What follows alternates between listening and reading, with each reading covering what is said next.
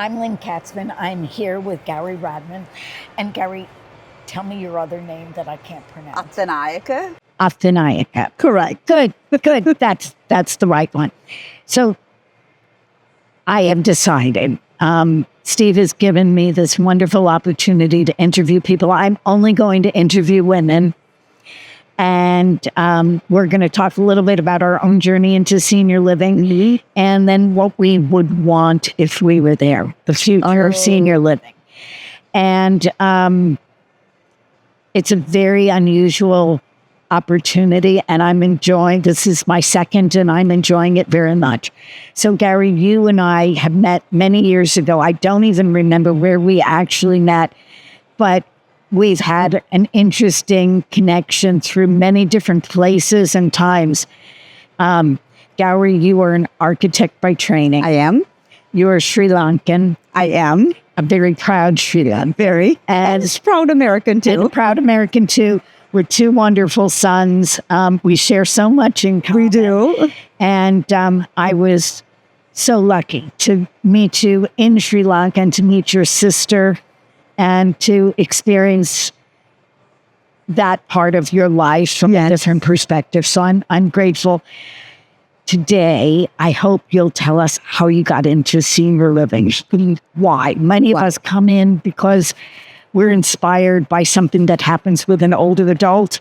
But tell us your story. Yeah, and it's interesting. My story is very different in terms of how I ended up in senior living. I come from a legacy where aging and seniors is inherent to how I live and how we live. My grandmother moved in. My mother, who is 89 years old, literally after she got her master's and PhD, she had my sister and I while doing all of this, superwoman. She went back at 42 and decided she wanted to have a son. She was my grandmother. No, wait. How did she know she was going to have a son? You know, you don't mess with my mother. When she declares something, it happens. Okay. I have learned in my wisdom, you don't ask her questions. That's a daring experiment, I will say. And she experimented on a couple other people ahead of time. She said whatever her mechanism worked. And she looked at my father and said, we're doing this. She was 42. She had my brother. And this is what's wonderful. This is 1979. My grandmother, born in 1899, was 80 years old and moved in because my brother is her youngest grandchild. 37 grandchildren. My grandmother gave birth to 12 children, all educators, from kindergarten to university professors. Wow. And her husband died when he was in his early 50s. Her youngest child was 3 years old, and they were committed to, they had created a school. Education was really important. So I come from this legacy of these fierce women that just did it all, balanced it all. They did not compromise on the things that were valuable to them. And so there's that, right? So you think about why I came into senior living, that's kind of in the DNA of how I was raised. Then when I came back here, so I grew up my first 10 years in the US. Then my parents only came here for education in the late 60s, early 70s, went back to Sri Lanka. But at the time that they were here, they made amazing friends who are American friends. And that was in Milwaukee? In Milwaukee, Wisconsin. And I always call myself as a Jubu. I was raised Buddhist from a Buddhist culture. But my host moms, I have four of them. These amazing women, all born in 1940. So they're all 86 this year. All Jewish. Two are Jewish. One is Lutheran. And I don't know what Carla is actually. Doesn't matter. Doesn't matter. So, and our families, I don't know why. It's kind of like my friendship with you. You meet somebody and you know they are meant to be in your life. Yeah. I don't know why, but you know that there's a connection and a spark and an interconnectivity of the universe that's going to just always bring us together. Yes. Otherwise, why would you and I meet in Sri Lanka? That's a really good question. Right? Yeah. Sometimes you just don't question things, like not questioning my mother. A son at 42, that's pretty darn good. Yep. And she says he kept her young. And let my sister and I get away with a lot of crap as teenagers because she was distracted. She was busy. She was busy. But regardless, so these host moms of mine and my mother have lived life uncompromisingly. They all married, did the conventional, married, had children, but then decided that while they're doing that, they're going to all do their own thing. So one of my host moms decided that ecological travel is her thing. She has been to Africa doing these trips for 40 years. Wow. She's 86 years old. She has had 3 hip replacements. She has climbed Kilimanjaro. She was born into a very wealthy Jewish family. She probably never had to work in her life, but she made it her mantra in life that she's going to do this. 85, she did her last trip last year, October, Wow. to Africa. So there's She Barbara. went to Sri Lanka. Oh my gosh, yes. She and my mother are like sisters from another mother. Okay. She literally flew for my niece's wedding. That's a couple of years ago, right? A couple of years ago. Okay, When you I were remember that, Yeah, yes. exactly. Then the other one, her family, had raised 4 boys. Her family is in automobile technology. She decided at 40, she's going to go back, finish her degree. Then she's going to become a creative writer. She went in her 50s and got her MFA in creative writing. And at 76, became the poet laureate for the state of North Carolina. That's pretty amazing. Now, tell us, connect this to So senior you living. look at all of that. And so now, as simultaneously, I'm an architect and an urban planner. I'm going through my career. I've done teaching, had my own real estate development company, worked for an architect, worked for a developer, worked in land use planning. And I came to a point where I wanted to bring all of that to something that was really necessary and human connected. I'm a human-centered optimist. Okay. And the idea that the built environment plays a role for it, but there's a part of it that is almost like you have to be conscientious about it. Yes. Yes. The interconnection of a vision for how people can live with vitality and purpose as they age, with the reality and the need to create environments in which we can do that. Environments that are easy to move in, environments that recognize the fact that we become frail as we get older, recognize the fact that we need care. That doesn't stop us from being amazing. Right. And here was an opportunity for me to do that. So, when did you get into senior living? So officially, I got into senior living when I joined Direct Supply 13 years ago. When I was in college, I worked for the Institute for Aging that was founded at the School of Architecture at UWM, led by 2 professors from Israel, Uriel Cohen and Jerry Wiseman. And they actually wrote the original book on a home-like setting for memory care. And I did the drawings for that as a graduate student. Interesting. Was it a small house model? It was a small house. They wrote the book on the small house model. When was that? 1991, 92. Interesting. That's fascinating. And the High Point in Milwaukee is the first community that actually embraced that home-like setting for memory care. I would love to go there. Yes. And you did that. We did that. Yep. Wonderful. And that was a very long time ago. Well, long time ago, there were a lot of good ideas that were formulated a long time ago. Now, speaking of ideas that were formulated a long time ago, from your perspective, how has the senior living industry changed? And if you were to point to a couple of things that you were glad changed and a couple of things that you're sorry that they changed, what would those be? Oh, that's a really good question. So let's start with the things that I'm glad changed. I think the idea and the evolution of an assisted living environment outside the skill environment, historically, I think was a really good thing. Right. And you know how that came about with Karen Brown Wilson? Yes. And it was because she could get housing money. And the housing money said you had to have a locked door and a kitchenette. And that was, at least as I understand it, one of the first times that was done. To interconnect the two of housing and seniors together. Correct. And because I think we had, as a society, we had interpreted the idea of seniors as being a healthcare model, senior living as being a healthcare model. It's skilled nursing. You can no longer be at home. You were in an acutely ill situation in your life.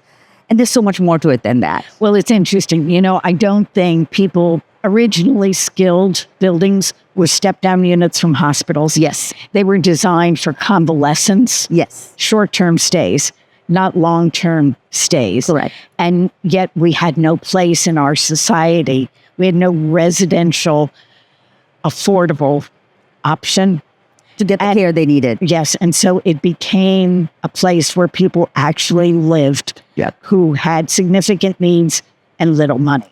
And I think the problem with it was that you touched upon it. It's a place where they had to live. Yes. But we didn't create them to live in. We created them to be caring for somebody. Right. So the live component of it, we were keeping people safe, secure, potentially as healthy as they could be. We were adapting in ways that probably needed to happen for people, but we could have done a better job. We could have righted the model at that point in time, but we did not. We did.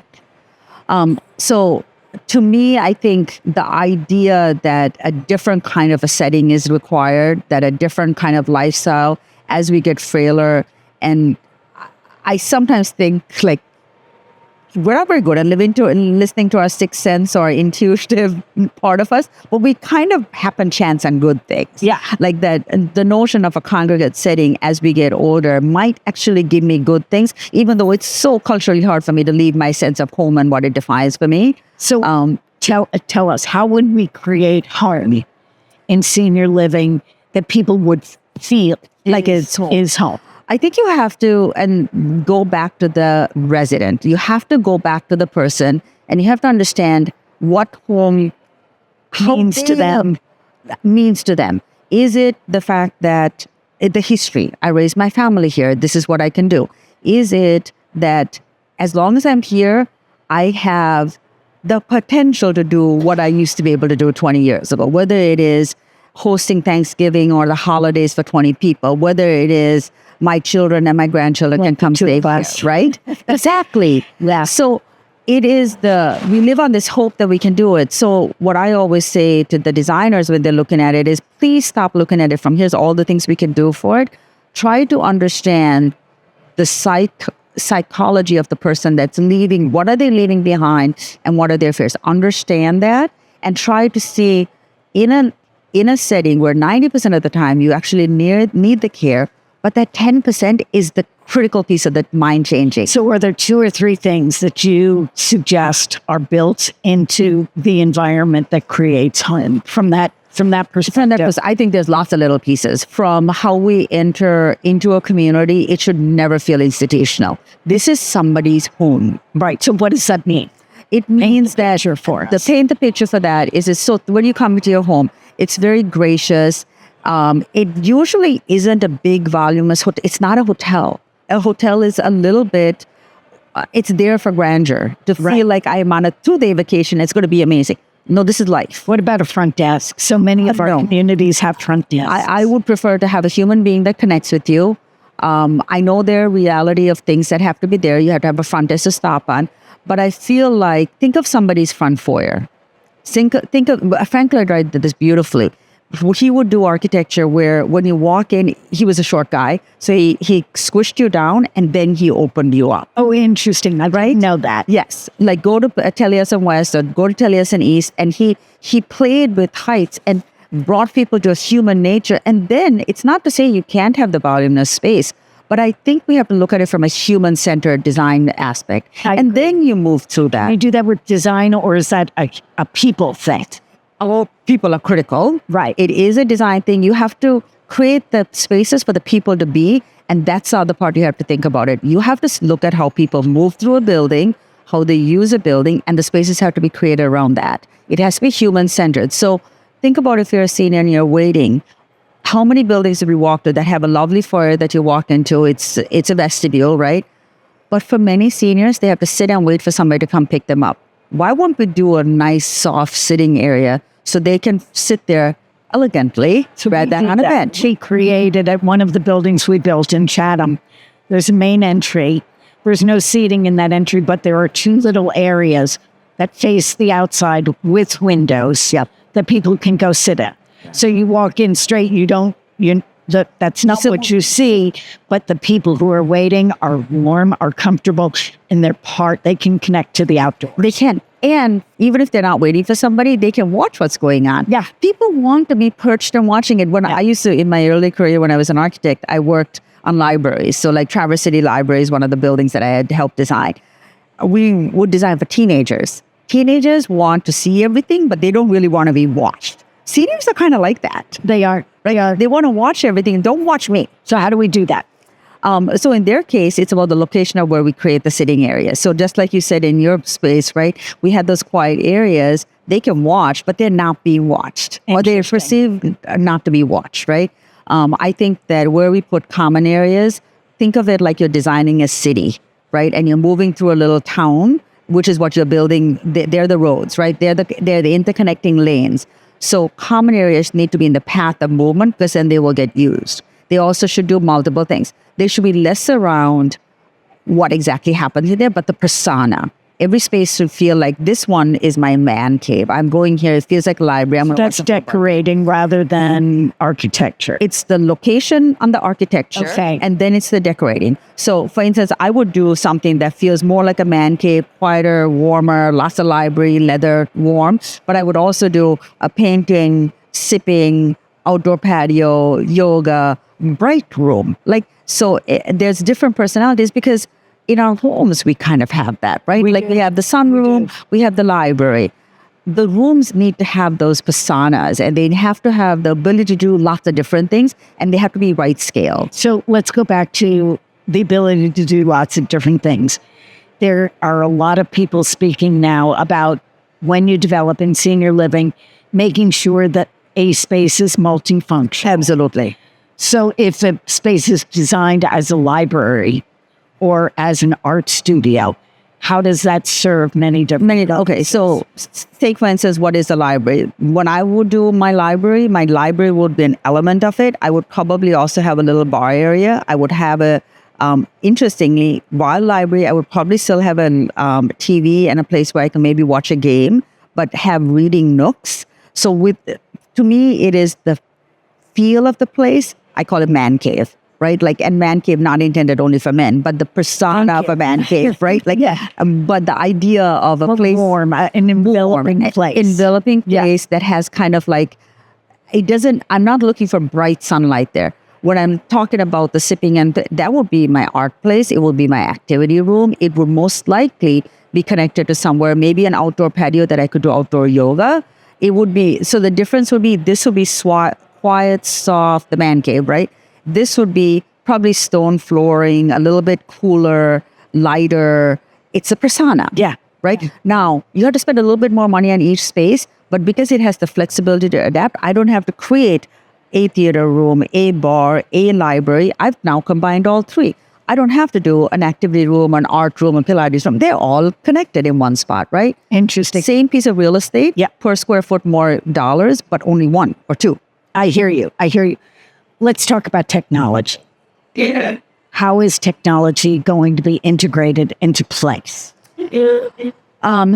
Okay, so technology is at us. And I know a direct supply. It's all through everything you do. It is. But I think for us, as we're looking after seniors and caring for them, we really have to look at it from the lens of how are they adapting to technology. Now, the silver lining of, for instance, COVID was, here's a generation of people that are going to come to us that got used to on-call services. Right. My mother would never have called Uber Eats. Virtual. Yeah. Virtual doctor's appointments. Right. Telehealth, right? Right.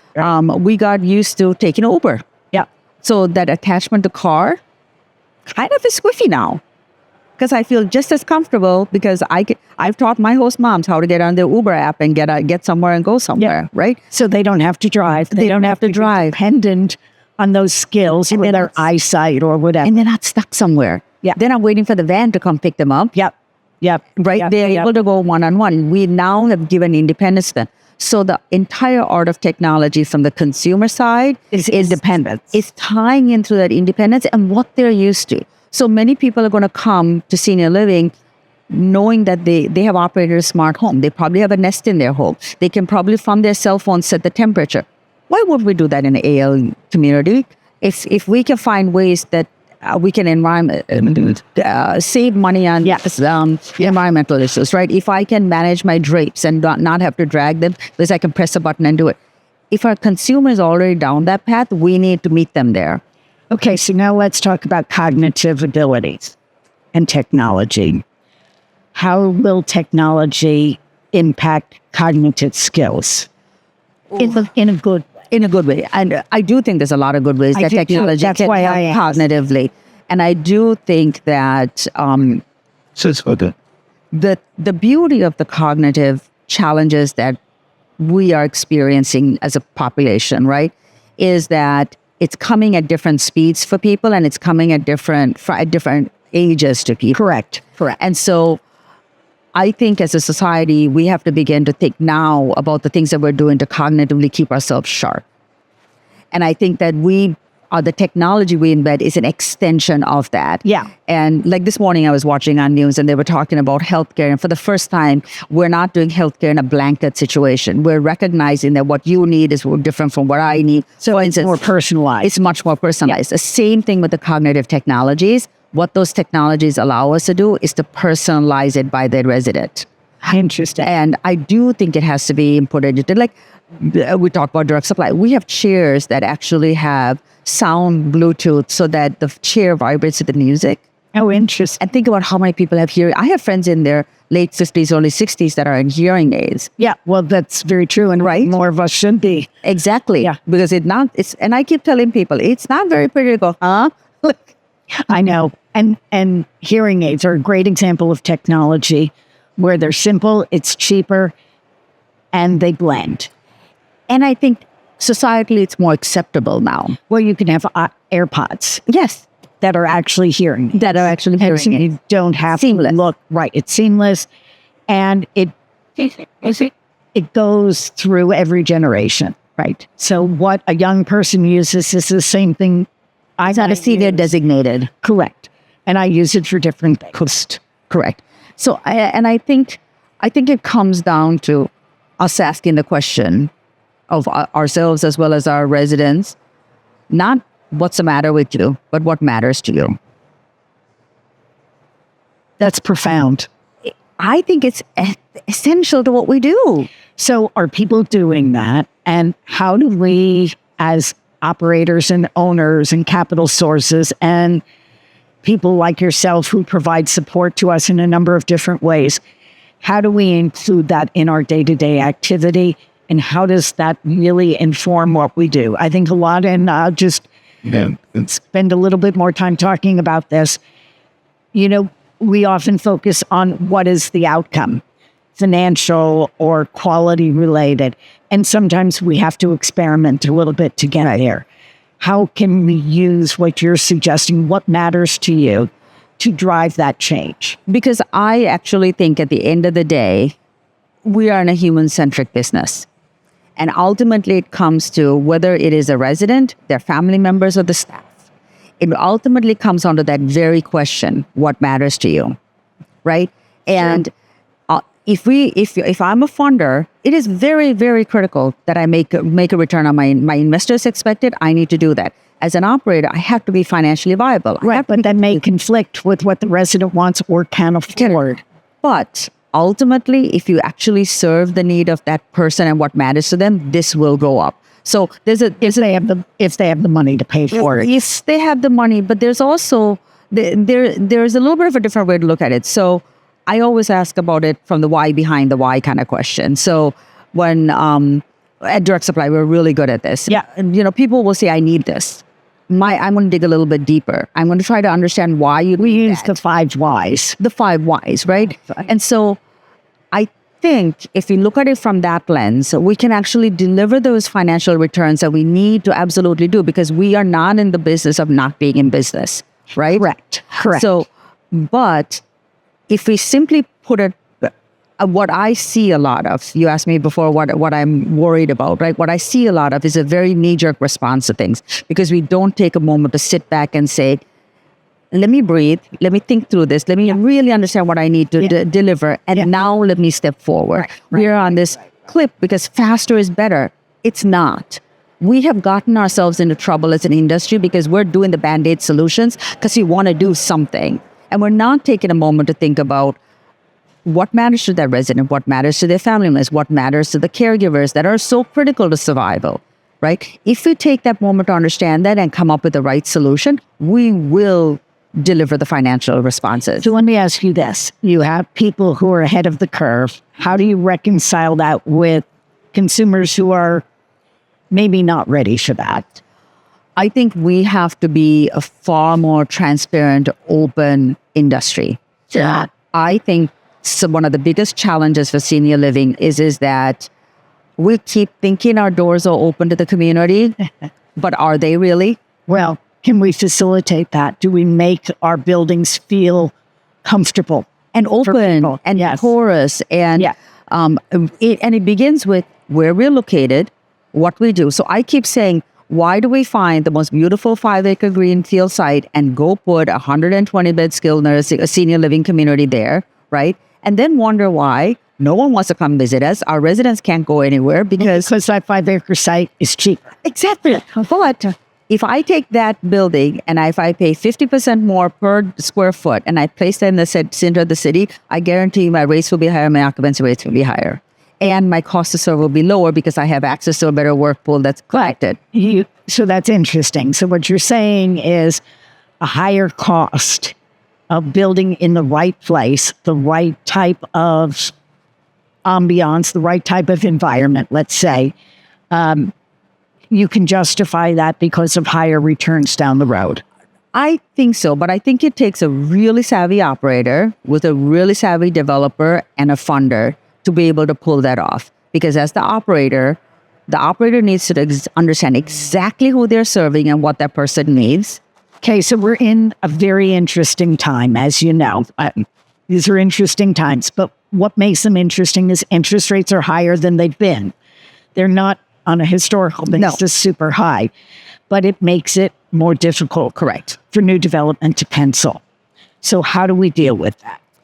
I think, well, there's a lot of things we can do and a lot of things we that love to do. developer that you're talking about, that operator, that capital source, who are they, and how can they look at things to make that work? I think that the developers that are going to be successful, the development teams that are going to be successful comes down to the team. It is the fact that a developer or funder should not be ever looking at a project without having that operator at the table from day one. That operator needs to be at the desk, at the table, from the market selection to the site selection to looking at labor statistics, looking at your competition, looking at the consumer needs in that marketplace.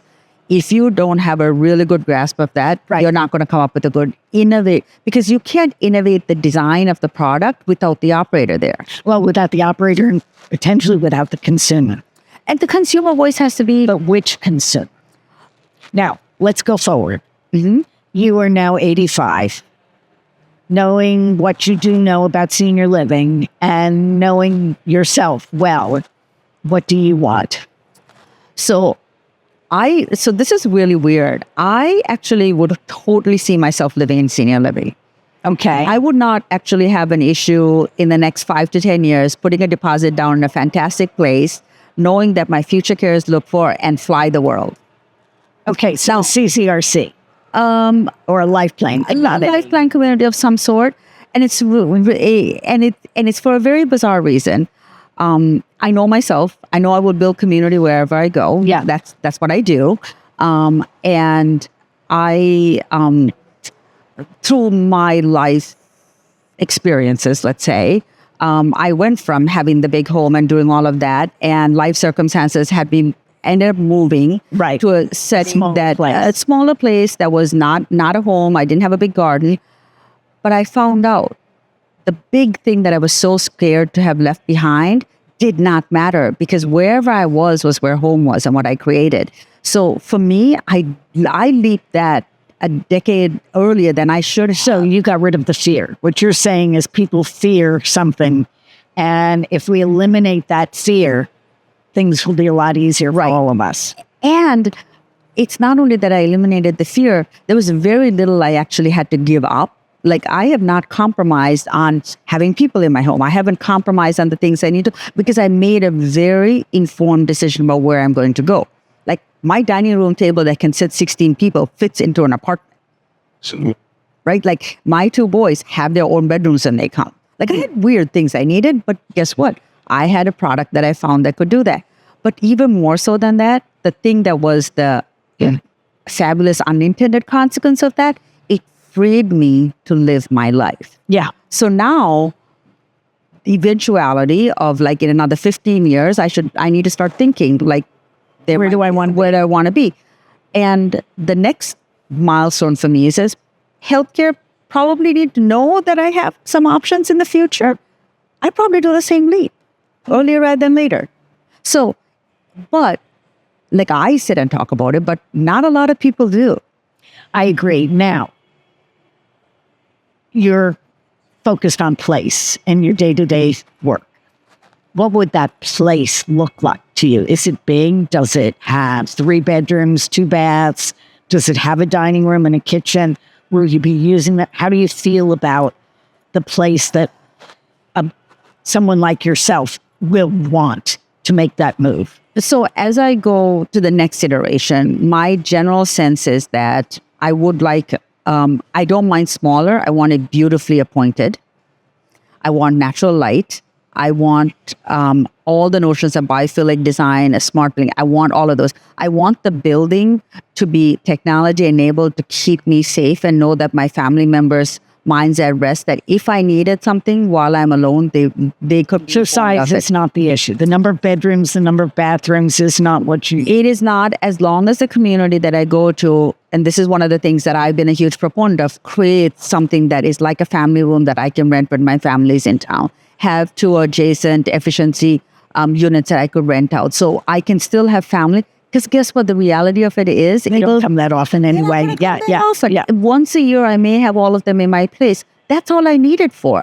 For my day-to-day, I don't need that expansive space. So that's interesting. So rental apartments, within the community. natural light, technology, number of things that you've talked about, which are things that I think are eminently doable. Right. And the other thing we were just talking about that is this idea when we were here for the ULI conference recently, and we walked the building, we toured a building, and a big aha moment for them is 45% of their residents were coming from out of state. Really?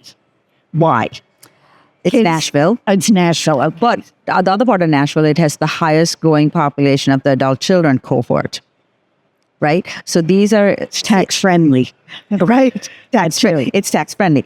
But my little bit of aha moment was, so these are adults making decisions, kind of like what I was talking about, moving somewhere where they know their healthcare things will be looked after, yet they can still be the grandparents to those adult children. Why would the building not accommodate more of that? Why wouldn't I have... So are those largely independent living units, or is it... They had still in independent livings, and interestingly, they did these flex units, and those are the first ones to go. Interesting. So tell me what a flex unit is. So they are built as IL units, but they are licensed to be as AL. And so people can stay as the same place. Right. Now, the unit has to conform to some of those because regulations for AL don't allow you to have the full stove, and you need all the venting correctly. So you asked before about what is our biggest problem, and you kind of nailed it yourself when you said the first assisted living came when they could use housing money for that. Yeah. We are allowing a regulatory world to dictate our environments. I agree. And how are we going to change that? By education.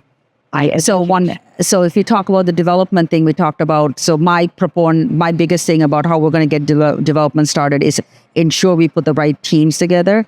But it's also about the next thing that's impeding development is the length of time to get approvals. Yeah. Because you're so heavily regulated in an environment that doesn't understand us. Well, I'll give you another example.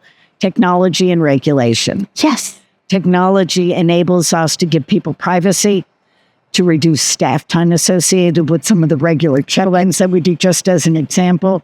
And yet we're not allowed to do that in many because the states. regulations don't allow it, because there are staffing ratios that you have to meet. And so what? And because back in the day, people needed to check in on you. Right. Now, technology does that for you. So I think that, we talk about a lot of the government affairs, things that we do and the regulation that we do. But that Direct Supply has been instrumental in doing that across various segments of the industry. And thank you. Thank you. And at the state and federal level. Yes. Which is so important. I know. But I also think that we absolutely have to start advocating for the regulatory world that governs our industry, because we cannot afford the length of time, because the consequences of that for not having enough units for people to move into when they need to. The cost of that, our government cannot sustain. Right.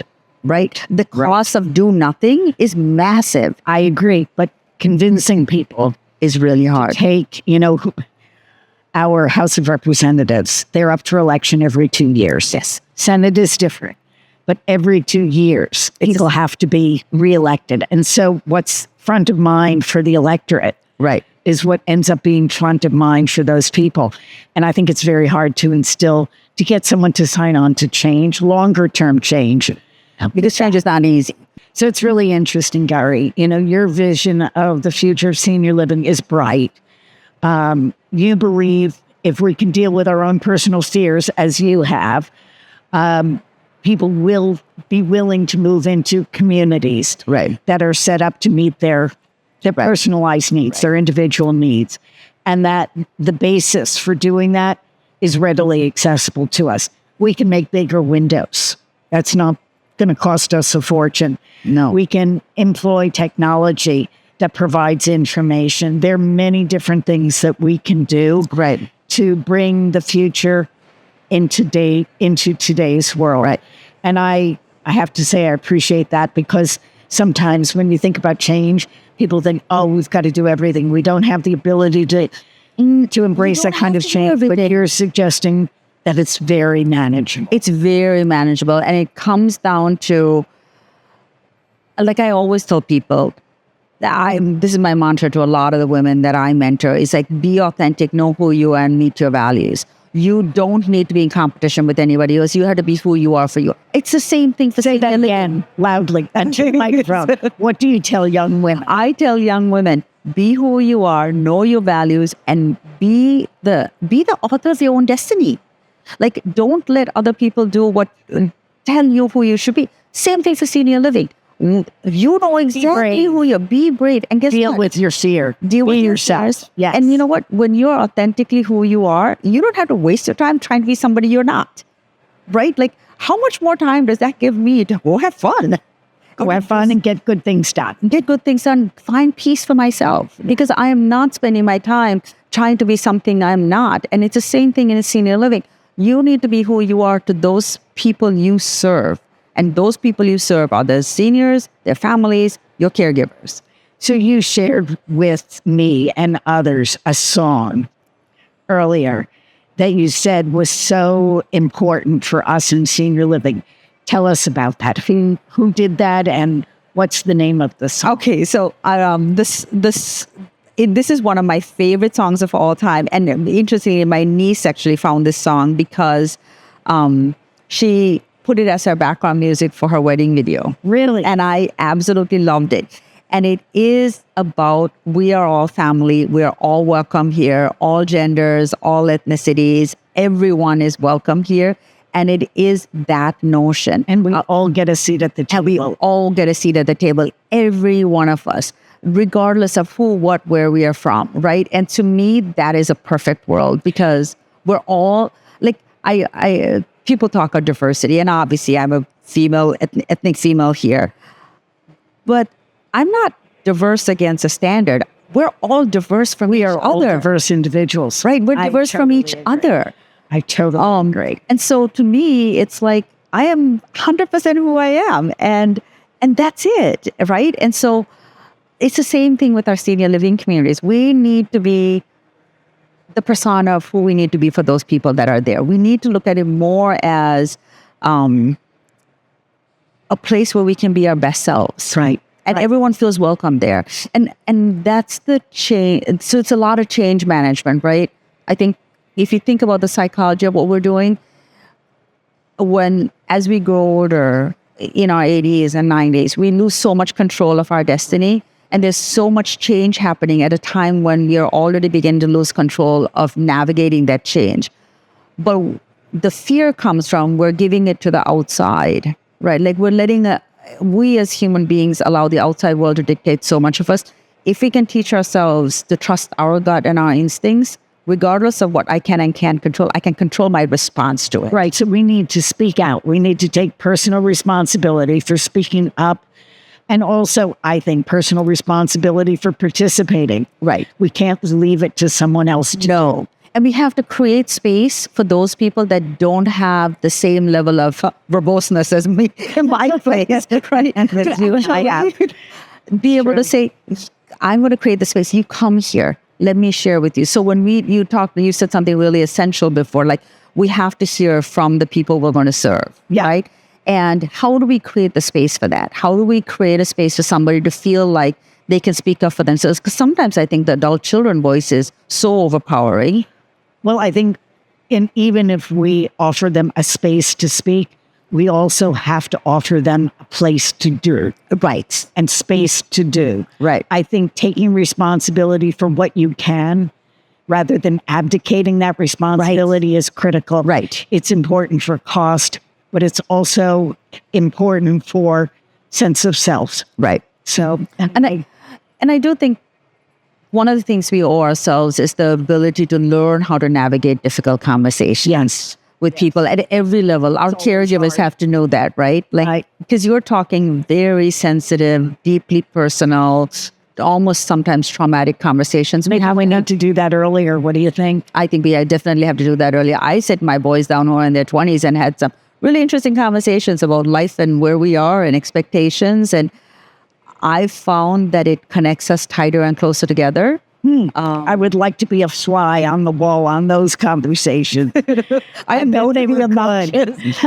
They were very good and very honest. And, but I think as hard as they were to have, I think it gave everyone lots more peace of mind. Right. And freedom. And room freedom. to grow and to be their authentic selves. And I think that's important. Exactly. Well, Gary, I think we've taken up enough time.